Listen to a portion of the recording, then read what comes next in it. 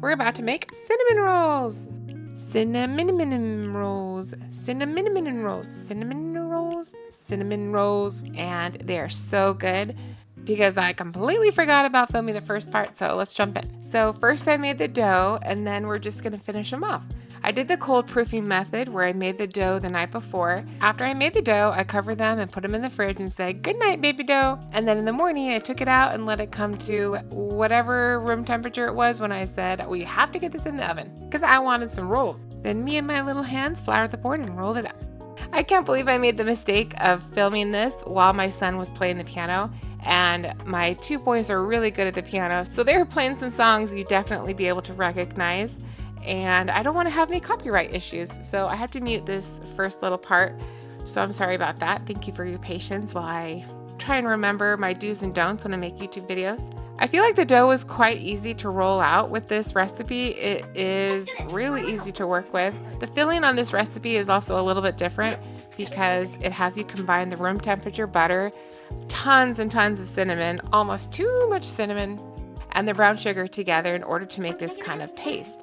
After you roll out the dough, you want to smooth out the filling all over the dough, and then just gently start rolling it up. And the dough is still a little bit sticky.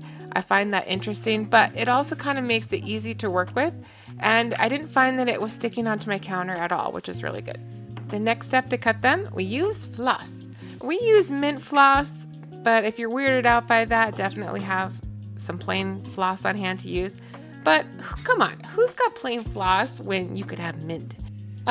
Who's got plain floss lying around? I know I don't. Maybe only bakers do. But get yourself some plain floss if you're weirded out by the mint, but for me it didn't make any difference. Slide the floss underneath the roll and then just cinch it down and it cuts the roll completely. This part is so satisfying. And look at that roll, it came out perfect, gorgeous. She came out nice. Right in the middle it got a little bit big, but I see no problem with big. And we can handle this. We got it. We are the boss. Be the boss of your own cinnamon rolls. Look at those rings. Oh my gosh. I don't think it can get any better than this. Just try this recipe out for the first time. I can't wait to tell you how they turned out. There they are. They look great. I forgot it fit so many onto one tray, but hey, it worked out. I let them rise for about an hour and they puffed up pretty nicely. All those sugars are glistening on there. It looks so good. I poured some heavy cream over the top.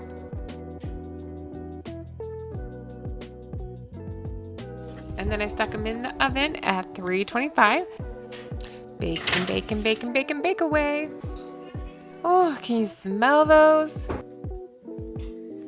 And let your kids pick out the frosting tool, which will probably be the smallest utensil they can find in the drawer that you thought you sneakily threw away to hide it from your kids, but forgot you put it in the drawer. And now that they've seen and used it, they know where it is and they're watching you. If you know what I'm talking about, you know. I am seriously waiting for smell-o-vision to be invented because it needs to be something that's real. So good. Okay, I don't think I even reviewed them, but they were so good. Like, I think the best cinnamon rolls I think I've ever made. I don't make them that often because I like cooking and baking, but I like baking less. I like cooking more.